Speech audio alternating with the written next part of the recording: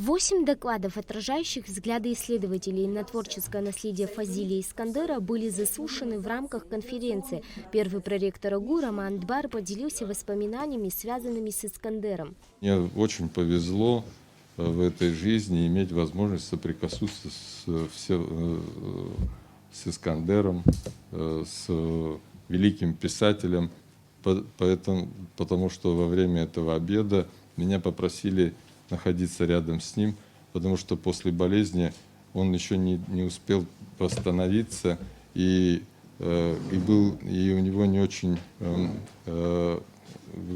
получалось говорить, и поэтому я находился рядом с ним на протяжении этого, официального приема, что считаю таким величайшим событием в моей жизни — соприкоснуться с великим писателем, являющимся символом и для Абхазии, и для России.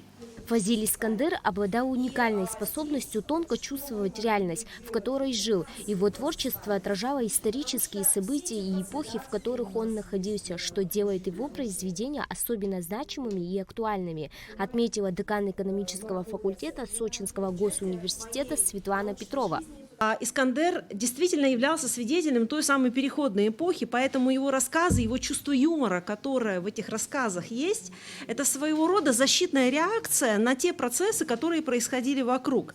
И поэтому, когда человек сталкивается с цензурой постоянно, то в какой-то степени он формирует внутри себя самоцензуру, и чувство юмора, ирония, которая существует в его произведениях, это и есть та самая самоцензура, когда на грани, когда речь идет на грани, потому что у Фазиля Абдуловича Искандера было очень большое количество друзей. Вот один из известных советских поэтов, Твардовский, все время говорил: ты ходишь на грани. Он всегда восторгался его произведениями, но при этом он всегда говорил: будь осторожнее, потому что неизвестно, к чему это может привести.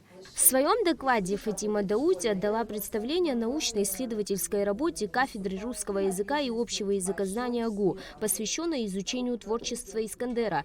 Она также выступила с предложением открыть при филологическом факультете Центр по изучению художественного наследия Искандера. Наша кафедра работает в уникальном билингвальном контексте. Искандер для нас не просто классик, а модель русско-абхазского двуязычия, где язык становится мостом между культурами. Именно поэтому мы выбрали его творчество в качестве одной из сквозных тем для курсовых, дипломных и преподавательских исследований. По завершении основной части мероприятия студенты-филологи представили композицию «Читаем стихи» Фазилия Искандера. В горы, где молодые облака рождаются у ледника, я не в беде ищу опоры.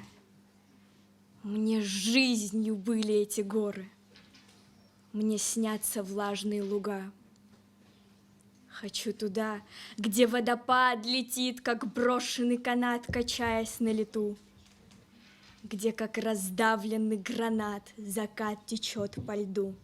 В конференции приняли участие преподаватели и студенты АГУ, а также приглашенные коллеги из Сочинского государственного университета, учителя школ Абхазии и Краснодарского края. Милана Агарба, Ахрамич, Абхазское телевидение.